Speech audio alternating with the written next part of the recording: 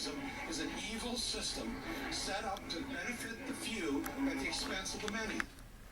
Okay, that's filmmaker Michael Moore. We've come to expect nonsense like that from him, but he's not alone. My last guest was big on communism, and when I interviewed people in Times Square about capitalism and poverty, some said things like this. Capitalism might be the problem that creates so many poor people. Capitalism creates poor people? I suppose that's true if your definition of poor is having less than absurdly wealthy people, but where capitalism is allowed, it's true, there's income inequality. Many people say that's immoral, but Ayn Rand, who grew up under communism, wrote very popular books that said, so what if some people have more than others? That's part of freedom, and it's totally moral. Huron Brooke runs an institute that's based on her philosophy. Huron, this is just selfish, and the communists who just left would say it's mean. Well, but that's ridiculous. I mean, the idea, so take the last comment about the poor, right?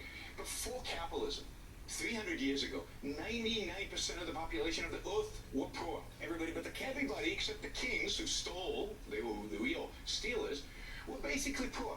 Today, everybody, including the poor, are much, much richer than anybody was back then, and it's all due to capitalism. It's all due to the freedom, to property rights, the ability of people to go out there and make and produce at whatever level they can and to feed themselves. And one other thing, I think we need to be careful not to conflate what we have today with capitalism. I mean, what we have today is this mixed economy, right? We have Government-run schools. Government-run schools, we have minimum wages, we have a welfare state that writes you a check, tells you that you don't work, tells you not to work. So we don't have capitalism today, but when it's tried, and to the extent that it's tried, China today, millions of people rise out of poverty. One of the untold stories, really, of the last 40, 50 years, is the fact that 800 million people have come out of poverty in Southeast Asia. 800 million people out of poverty in Southeast Asia because they've implemented a little bit of capitalism. And before they did that, tens of millions of people were starving to death. To sit here and argue for communism, when communism is being directly responsible for the brutal murder of well over 100 million people, if you take... Well, he would say that those were just bad leaders, but the idea of sharing is good. No, the idea of sharing is what directly leads to those kind of the gulags and Why should it have to? Because the fact is we're not all the same. We're not all equal. Just look around any group of people. Some of us work hard and some of us don't. Some of us are really smart and some of us don't. The only way then to make us equal is to take from those who've created and to give it to those. It's okay. Take sounds soft, sounds nice, right? Take. But no, we're talking about take. We're talking about pulling out guns, sticking your hand in your pocket and taking out the money, stealing. That's what. And you may say, well, they all do that in America, but try not paying taxes. Men with guns will come to your house and force you to pay or put you in jail. Absolutely, and of course, the more you make, the more productive you are, the more wealth you create, the more innovative you are, the more you use your mind, the harder you work, the more they take from you. And that's, in my view, that is inherently unjust.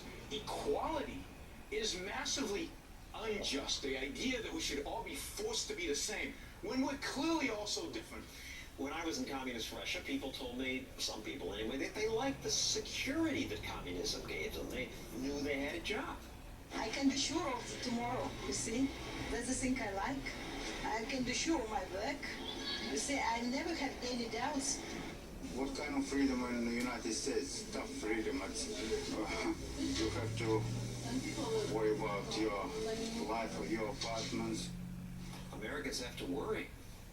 Life requires worry. Life requires a certain amount of stress.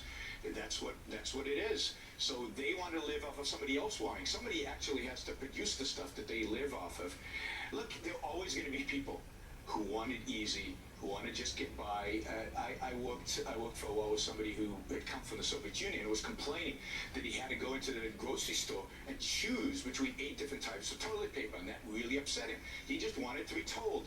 But the fact is, and you said it earlier on the show, they were gray, they were unhappy, they looked miserable, and that is what that kind of life, if you don't challenge yourself, if you don't have a little bit of anxiety in life, if you're not a little pushed, if you're not trying to strive towards something, life becomes dull and boring and meaningless, and I think to a lot of these people it did.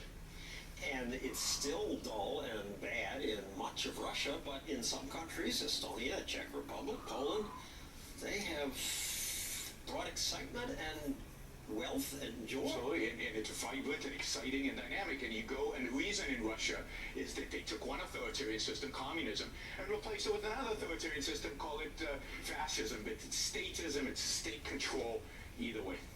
Thank you, Yaron Brook. Coming up, the people who resisted communism, not with guns, but by singing.